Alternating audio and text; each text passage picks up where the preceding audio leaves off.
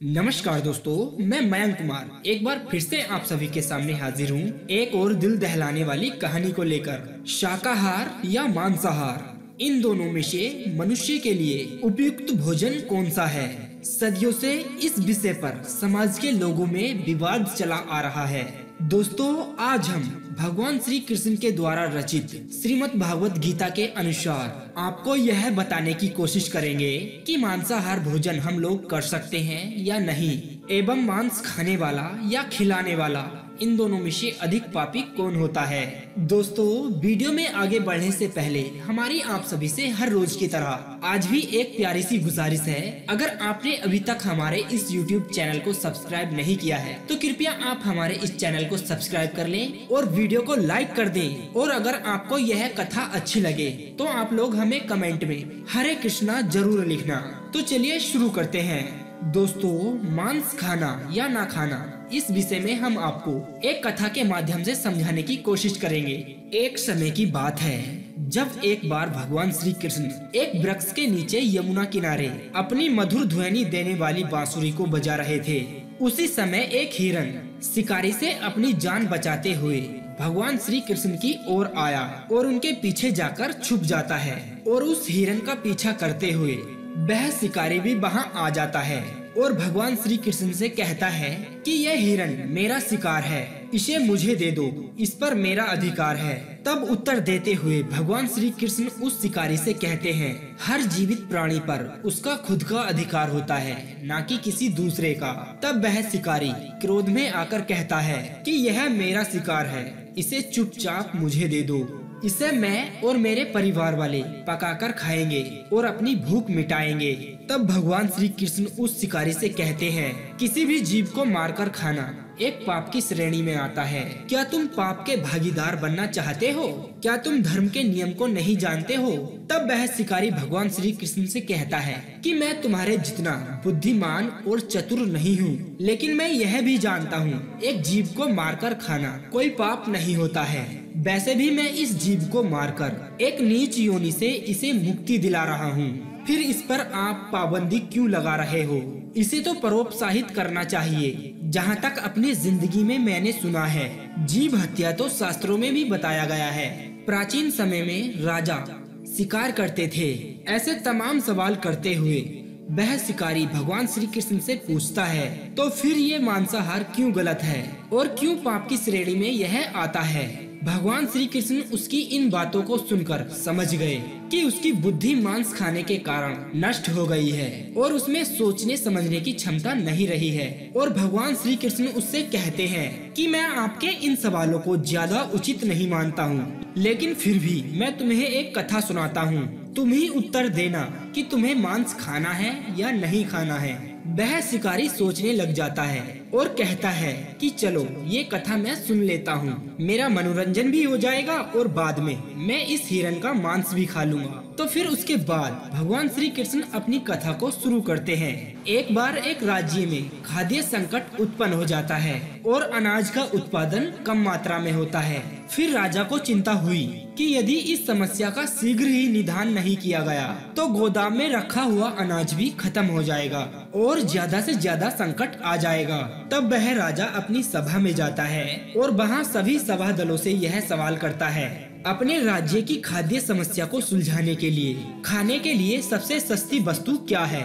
वहाँ उपस्थित सभी मंत्रीगण सोच में पड़ जाते हैं। चावल, गेहूं, दाल इत्यादि आदि को उगाने के लिए बहुत कठिन परिश्रम करना पड़ता है। वह तभी प्राप्त होते हैं जब प्रकृति का प्रकोप नहीं होता है। ऐसी स्थिति में तो अनाज सस्ता हो ही नहीं सकता है।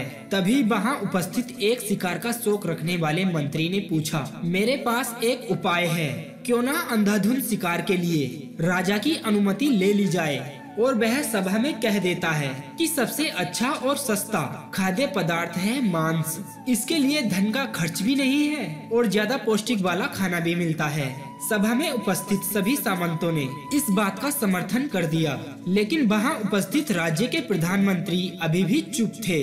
और राजा उससे कहता है कि प्रधानमंत्री आप चुप क्यों हो? आपने कोई अनुमोदन नहीं किया है, आपकी इस विषय में क्या राय है? ऐसा सुनकर प्रधानमंत्री कहते हैं, मैं ये नहीं मानता हूँ कि यह कथन सही है।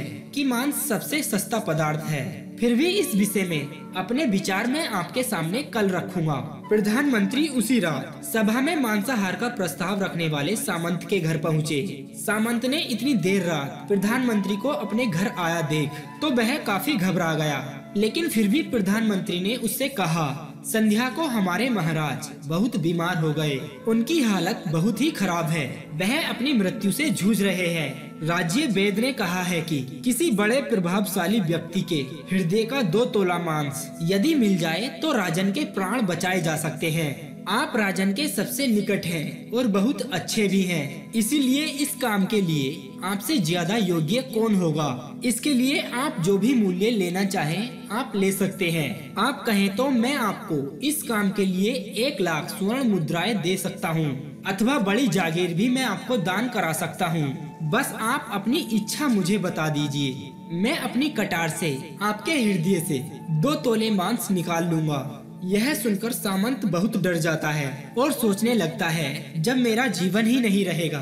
तो इन लाखों स्वर्ण मुद्राओं का मैं क्या करूँगा। तभी वह दौड़कर अंदर जाता है और वहाँ से 1 लाख स्वर्ण मुद्राएं ले आता है और उन मुद्राओं को प्रधानमंत्री को दे देता है।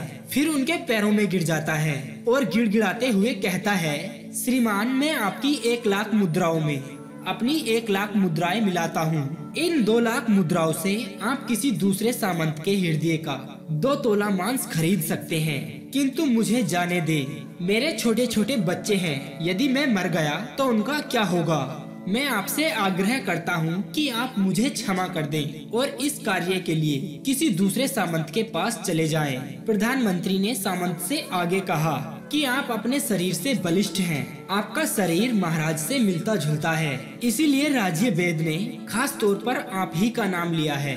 आपके दान से हमारे अच्छे राजा की जिंदगी बच सकती है। आप कहें तो मैं आपको अपना प्रधानमंत्री पद दे सकता हूँ और खुद आपका कर्मचारी बन सकता हूँ, पर आप प्रजा से हमारे राजा ना छीने।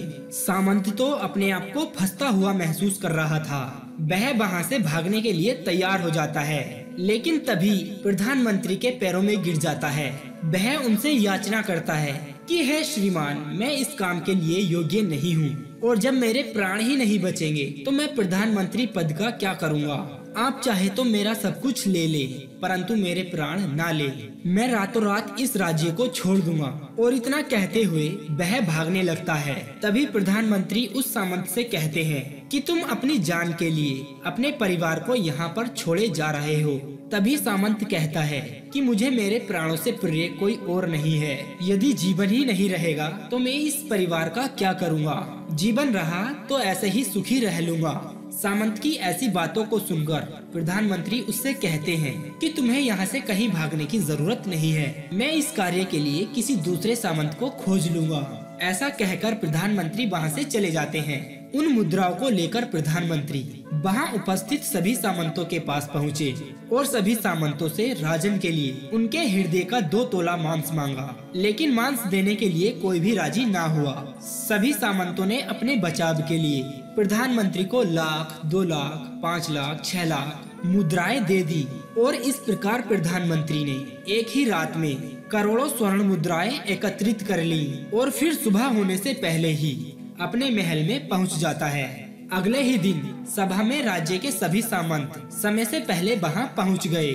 सभी लोग यह जानना चाहते थे कि राजन स्वस्थ है या नहीं, लेकिन वहां उपस्थित व्यक्ति एक दूसरे से कोई भेद नहीं खोलता है। सभी को राज्य वेद की तलाश थी, उनसे ही उन्हें कुछ सूचना मिल सकती थी। और प्रधानमंत्री ने अपने सैनिकों को आज्ञा दे रखी थी कि जब तक महाराज अपने राज्य सिंहासन पर न आए, किसी भी सामंत को महल से बाहर जाने की अनुमति नहीं है। राजा सभा में आ जाते हैं और अपने सिंहासन पर विराजमान हो जाते हैं। और तब सभी सामंतों ने देखा कि राजा उन्हें किसी भी प्रकार से अस्वस्थ नहीं दिखाई दे रहे हैं, उन्हें तो कुछ हुआ ही ना था। प्रधानमंत्री ने उनसे झूठ बोला।